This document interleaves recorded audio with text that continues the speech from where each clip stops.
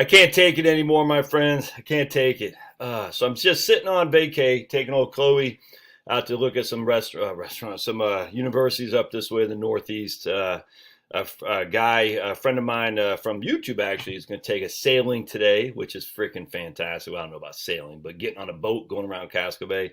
Just mind my own business, not bothering anybody. A guy emails me a video of some dude who is highly critiquing the bucket strategy. Frankly, that's fine. I get it. I got no qualm. People got to do what they got to do. Doesn't bother me in the least. What bothers me is this allegiance to the 4% rule that I just, oh my goodness. I'm listening to him. He says, Bill Bengen found his research proved empirically, and empirically just means observable, which it was. Observable? What does observable empirical evidence mean, though? It means until it's no longer observable, that when it becomes no longer empirical, it's irrelevant. And that's what the 4% rule is. It's irrelevant now. And so this guy, I'm sitting there thinking, oh.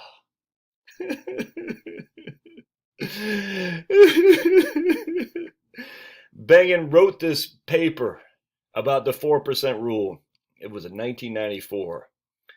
His evidence, quote unquote, was from what 1930 to I think it was not even 1930, but let's just say 1930 until 1990. 60 years. That's it. That's it. Hold on. I'm going to show you something else. Hold on a sec. So we now have stopped on me. Okay, there we go. We now have 30 more years of experience in terms of. So think about it. When Bengen wrote that paper with 60 years of his empirical research, all right, we now have 30 years on top of his 60 years. That means we have 50% more data. 50%. And yet we're still using a data set that was half as big as it is now, if that makes sense. Why would you continue to use this? It doesn't make sense to me, man. I know we need a place to lay down a marker. I get it. But to this adherence to a rule that is, I'm trying to think like in physics, I don't even know how you would, I mean, would you, that'd be like saying when we first came up with photovoltaic, there's what, 5% efficiency. And we didn't know, well, let's say 10% efficiency. And now we have 25% efficiency. Now it's physically impossible, physics, to go beyond 33% efficiency. But could there become science that changes the efficiency of photovoltaic? Yes, they're researching that all the time, but it's like physically impossible under physics that we understand today to go beyond because the way the color codes of the sun's rays and whatnot.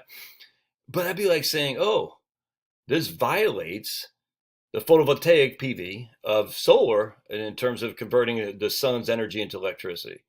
You're like, well, but we've changed. That was literally a half a lifetime ago in the overall structure of photovoltaic. And it's the same thing here. We only had 60 years of records, man. I cannot take it. It's like this guy is the adherence to this rule as if it's God's spoken word. It's the craziest thing to me. I don't understand. I just don't get it. I'm sitting there thinking, why are you guys so stuck to this one thing? Look, is a 4% rule going to be bad? No, I don't know. You don't know. But to say this guy says the bucket strategy violated the 4% rule. I'm sitting there thinking, and he said in his description, I was like, what? Gosh. We have a half time more, 50% more time of data. Why would you continue to do that? It's like the freaking food pyramid, man. We can go back in any kind of scientific thing and say, look, things change, research changes. So now we could say two things. The 4% rule isn't working because the interest rates today are so much lower than they were when Bengen came up with it. So Wade Pfau, Blanchette would say if you're going to sit there using the 4% rule and all its constructs, you really should be using a 2.6% rule because the way the interest rates are on 10-year treasuries. Okay. And then we go back to my man Ty Bernicki with a reality retirement spending that says actually none of that matters because people as they age, they tend to spend less.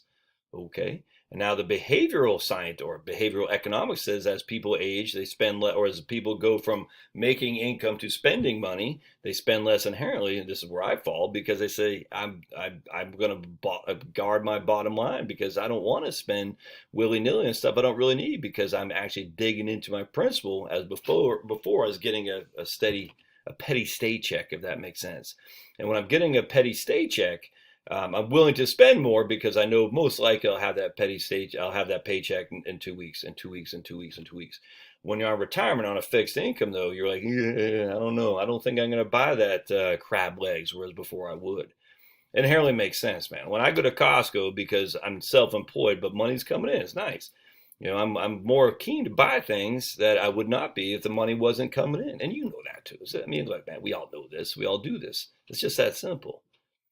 But this adherence to a rule that is either wrong because it's too liberal in your spending relative to interest rates, or again, my opinion would be it's way too shallow in spending because it says, look, at the end of the day, that was a safe withdrawal rate under that 60 years experience from 1930 to 1990, which means that that was the least or the most amount you could spend without ever running out of money. That's what it is. But you're like, on average, it was like 6.5%. So if you're adhering to the 4% rule, most likely, you're going to leave a whole lot more money than you could have if you would have spent more.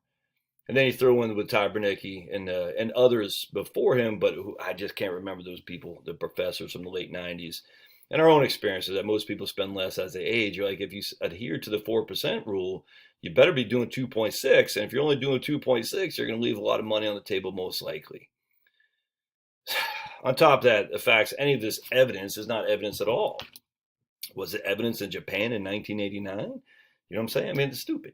And so what we'll say here too is they'll say, oh, well, inflation is good for stocks. There's no evidence of that whatsoever. We have one time frame of high inflation in the United States, other than war periods. When war periods, we had basically, it was basically a fascist economy at that point. So you can't even use that in your understanding of markets. But we have one time frame of experience in the modern America capital markets, and stocks did horribly during that time period. Horribly. Cash did great because every year the rates of return on cash was going up as inflation kicked in. Your stocks got hammered, your long-term bonds got hammered as well. So to extrapolate that and say stocks somehow do well in inflation, it sounds good in theory, yeah, because stocks are not locked in, they're not fixed, they'll do good inflation. The evidence is actually, we have one sample, which is not statistically relevant at all, but of that one sample, there is no evidence at all that say stocks do well in inflation. If anything, cash does better in inflation, which would go back to why the bucket strategy works. All right, love your thoughts. I'm going to go back to vacation. We'll see you.